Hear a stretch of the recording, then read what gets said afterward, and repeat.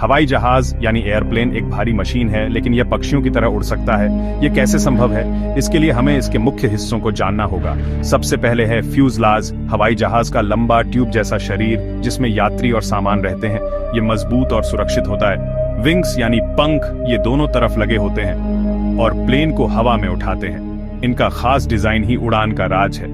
पंखों के बिना हवाई जहाज बस की तरह जमीन पर ही दौड़ता रह जाएगा।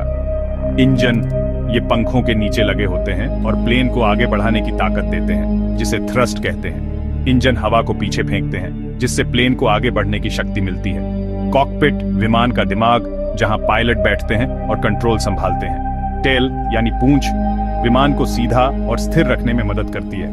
लैंडिंग गियर, पहिए, जो टेक ऑफ और लैंडिंग के समय बाहर आते हैं और उड़ान के दौरान छिप जाते हैं।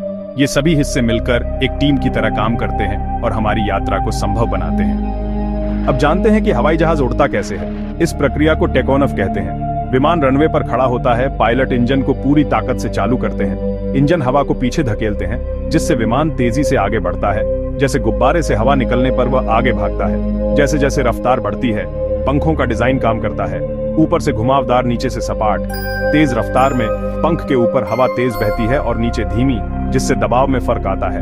बर्नौली का सिद्धांत, जहां हवा तेज वहां दबाव कम, जहां धीमी वहां दबाव ज्यादा। पंख के नीचे का ज्यादा दबाव और ऊपर का कम दबाव मिलकर लिफ्ट बनाते हैं। जब लिफ्ट विमान के वजन से ज्यादा हो जाती है तो वह जमीन छोड़कर उड़ जाता है। पायलट प्लेन की नाक ऊपर उठाते हैं और भारी भरकम विमान आसमान में उड़ने लगता है। यह विज्ञान और इंजीनियरिंग का कमाल है। एक बार विमान आसमान में पहुंच जाए तो पायलट उसे क्रूजिंग एल्टीट्यूड तक ले जाते हैं, आमतौर पर 30 से 40 हजार फीट। इतनी ऊंचाई पर हवा पतली होती है, जिससे ईंधन की बचत होती है और मौसम की परेशानियां कम होती है। पायलट अक्सर ऑटो पायलट चालू कर देते हैं, जो विमान की गति, दिशा और ऊंचाई को बनाए रखता है। पायलट ऑटो पायलट की निगरानी करते रहते हैं और एयर ट्रैफिक कंट्रोल (ATC) से लगातार संपर्क में रहते हैं। ATC आसमान में सभी विमानों पर नजर रखता है और सुरक्षित रास्ता बताता है। केबिन के अंदर केबिन प्रेशर सिस्टम बाहर की पतली हवा को कंप्रेस करके अंदर छोड़ता है, ताकि यात्री आराम से सांस ले सकें। कभी कभी कान में दबाव महसूस होना इसी वजह से होता है। केबिन क्रू यात्रियों की सुरक्षा और सुविधा का ध्यान रखते हैं। वे आपातकालीन स्थितियों के लिए प्रशिक्षित होते हैं। पायलट, ATC, केबिन क्रू और विमान के सिस्टम मिलकर यात्रा को सुरक्षित और आरामदायक बनाते हैं। आसमान का सफर हमेशा शांत नहीं होता, कभी कभी चुनौतियां भी आती हैं। सबसे आम है टर्ब्यूलेंस। हवा के असमान बहाव से हल्के झटके लगते हैं, जैसे गाड़ी ऊबड़ खाबड़ सड़क पर चले।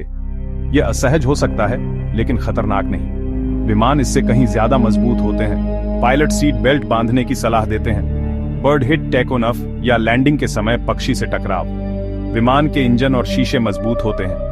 अगर एक इंजन में दिक्कत आए तो बाकी इंजनों से विमान सुरक्षित उतारा जा सकता है। कभी कभी टेक्निकल फॉल्ट भी आ सकता है, पायलट को तुरंत चेतावनी मिलती है। पायलट हर समस्या के लिए प्रशिक्षित होते हैं और तुरंत समाधान निकालते हैं।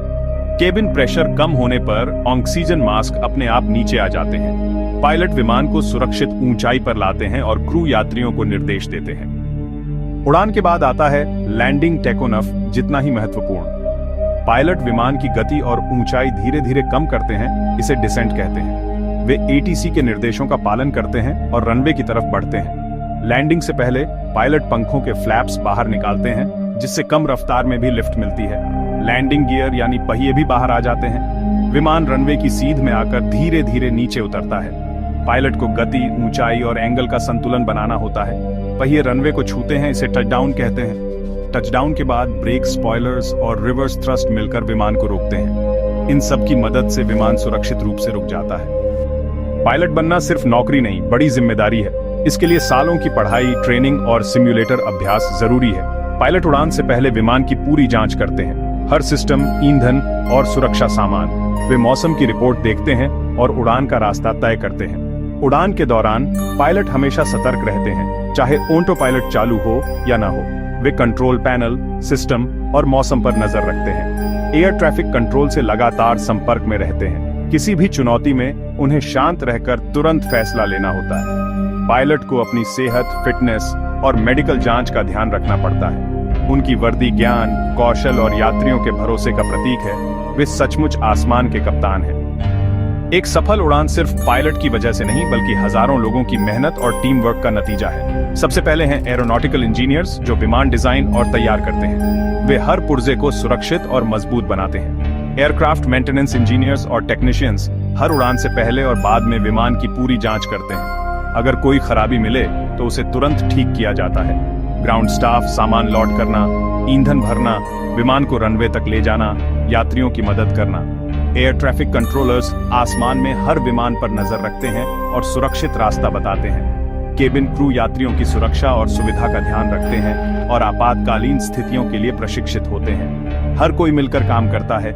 यही टीम वर्क लाखों लोगों को सुरक्षित मंजिल तक पहुंचाता है। तकनीक और मेहनत का यह संगम ही हवाई यात्रा को संभव बनाता है। जब विमान रनवे पर रुकता है तो एक अद्भुत यात्रा का अंत होता है। यह सिर्फ एक जगह से दूसरी जगह पहुंचना नहीं बल्कि विज्ञान, तकनीक और टीम वर्क की जीत है। कुछ घंटे पहले हम जमीन पर थे, फिर बादलों के ऊपर और अब एक नए शहर में। यह सब उस मशीन और टीम की वजह से संभव हुआ जिसने हमें उड़ाया। हमें उन सभी का शुक्रिया अदा करना चाहिए। Pilot, cabin crew, engineers, technicians, ground staff. हवाई यात्रा ने दुनिया को छोटा बना दिया है। अब हम कुछ घंटों में हजारों किलोमीटर दूर जा सकते हैं। आज के विमान पहले से ज्यादा सुरक्षित, तेज और पर्यावरण के लिए बेहतर हैं।